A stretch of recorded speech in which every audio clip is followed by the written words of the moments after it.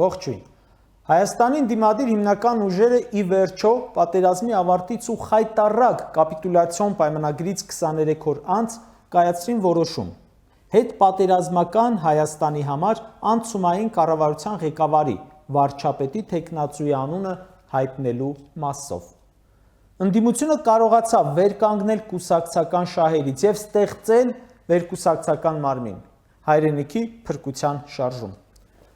Նրանում ներառված են հայկական քաղաքական գրեթե բոլոր հայտնի կուսակցությունները, մտավորականներ, հասարակության լայն շրջանակների ներկայացուցիչներ։ Նպատակը մեկն է՝ օր առաջ ազատվել Հայաստանի աղետաբեր վարչակազմից եւ փրկել երկիրը ազատ անկումից։ Սա այն պահն է, որ պետք է հեռացնել իշխանությանը, բայց պետք է զուգահեռաբար հերթական էքսպերիմենտը չանել։ Մեզ պետք է ոչ թե վարչապետ, որին կսիրենք կամ ոչ, մեր երկիրը դուր գալու հետևից ընկնելու ժամանակ չունի այլևս։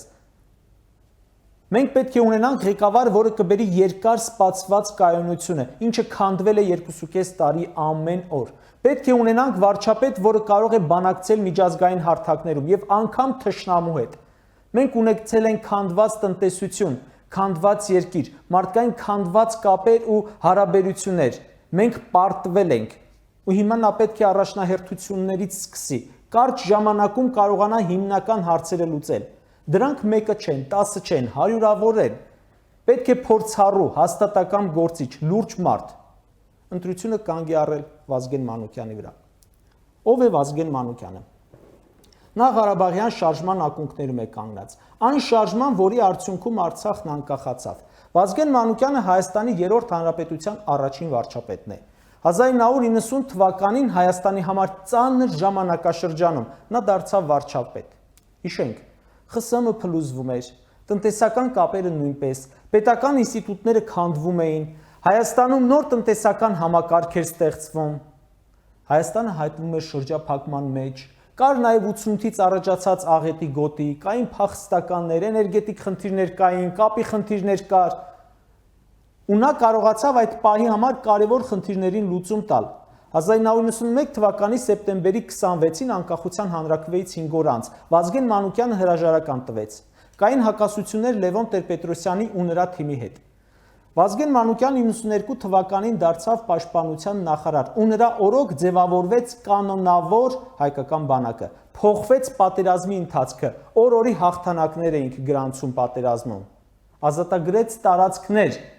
որոնք Նիկոլ Փաշինյանը հանձնեց թշնամուն։ 1996 թվականին Վազգեն Մանուկյանը ընդդիմության տեխնացուն էր նախագահական ընտրություններում, որոնցում հաղթեց, սակայն նրան թույլ չտրվեց փաստաթղթերով ամրագրել հաղթանակը։ 2018 թվականին այսպես կոչված հեղափոխությունից հետո մեր երկրում նոր իշխանություն եկավ, այսպես ասած երիտասարդները, ամեն ինչ վարի տվին, ու նաև Վազգեն Մանուկյանի սերնդի դերը դարձավ առաջնային։ Նիկոլ Փաշինյանի իշխանությունը 2.5 տարի պետության հերն անիծեց ու բերեց պատերազմ։ 25 տարի խաղաղ մեր երկիրը հաղթած մեր երկիրը հասցրին պատերազմի։ Մարդիկ կային, որ զարմանում էին, սակայն շատերը այս ամենի մասին զգուշացրել էին դեռ այն ժամանակ։ Պատերազմի թեժ օրերին, երբ սեփական խելք ունեցողները հասկանում էին, որ այս իշխանությունը պարտության է գնում, սկսեցին ահազանգել, ու առաջիններից մեկը հենց Վազգեն Մանուկյանն էր։ Հոկտեմբերի 28-ին նա հայտարարությամբ հանդես եկավ, պահանջելով բանակին հանձնել ողջ իշխանությունը։ Դա անել կամավոր, առանց ցնցումների։ Նա պնդեց, որ բանակը իր ձեռքը վերցնելով ողջ իշխանությունը պետք է կազմի միասնական պաշտպանության կոմիտե, Արցախի հետ միասին, կազմակերպելով պատերազմական ներկա իրավիճակին անհրաժեշտ միջոցառումներ, ապահովելով վստահություն եւ գնալով բանակցությունների շահագրգիռ պետությունների, միջազգային կառույցների հետ։ Նա նշում էր, որ մենք հակառակ դեպքում կկորցնենք երկիրը։ Վազգեն Մանուկյանի հայտարարությունը տեղադրողներին ոստիկանությունը տուգանեց։ Նրա խոսքերին իշխանությունը ականջալուր չեղավ։ Մենք երկիր կորցրեցինք իրոք։ Մենք կորցրել ենք։ Հիմա եկել է գլուխը բարձրացնելու ժամանակը։ Շատերը դեռ չեն հասկանում, թե ինչ ենք կորցրել։ Մենք դա կհասկանանք, երբ այս շոկը անցնի։ Դա զգացնել կտան ամեն ինչ, Ադրբեջանի հետ սահմանների երկարելը, սահմանամերձ գյուղերի շատանալը, Արցախից գյուղմթերքի չգալը, շնչներից տակ ամեն օր թշնամուն զգալը, փախստականները, մենք արդեն Հայաստանից էլ ենք շատ տարածքներ տվել։ 12,000 քառակուսի կիլոմետրի փոխարեն ունենք այսօր ընդամենը 2,000-ի վրա գոյատևող Արցախ, ու նոր վարչապետը պետք է այս բեռի տակ մտնի։ Նա մենակ չէ, նա ունի թիմ, նրան առաջադրել է ընդդիմությունը եւ իզուր չէ, որ կոմիտեն կոչվում է հայրենիքի փրկության շարժում, որովհետեւ փրկել է պետք։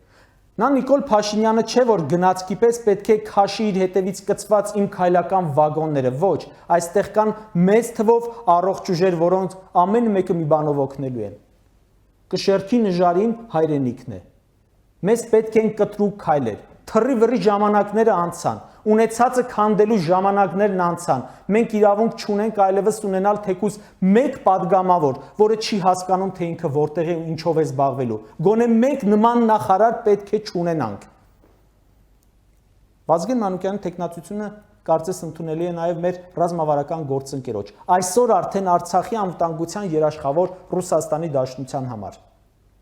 Իսկ սորոսականների ու արևմտյան քանդիչ կողմնորոշում ունեցողների իշխանությունից հետո փրկության կոմիտեի տեխնացուն Ռուսաստանի համար լավ դաշնակից կարող է լինել։ Իսկ դա միայն Հայաստանի ու Արցախի շահերից է բխում։ Այո, կլինեն Վազգեն Մանուկյանի վրա հարձակումներ տարբեր քաղաքական կողմնորոշում ունեցողների կողմից, որոնք երկիրը քանդելուց հետո էլ դեռ առաքելությունը չեն ավարտել, բայց դա արդյունք չի տա, քանի որ ընդդիմությունը միասնական է եւ հանրության վստահությունն է վայելում։ Կարճ ասած,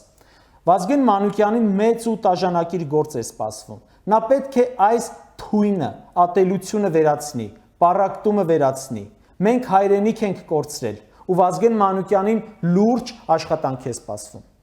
Կարևոր է հիմա, որ հայրենիքի փրկության շարժումը իր ծրագիրը ներկայացնելուց հետո կարողանա բացատրել Նիկոլ Փաշինյանին, որ ինքը շանս չունի, պետք է խաղաղ հեռանա։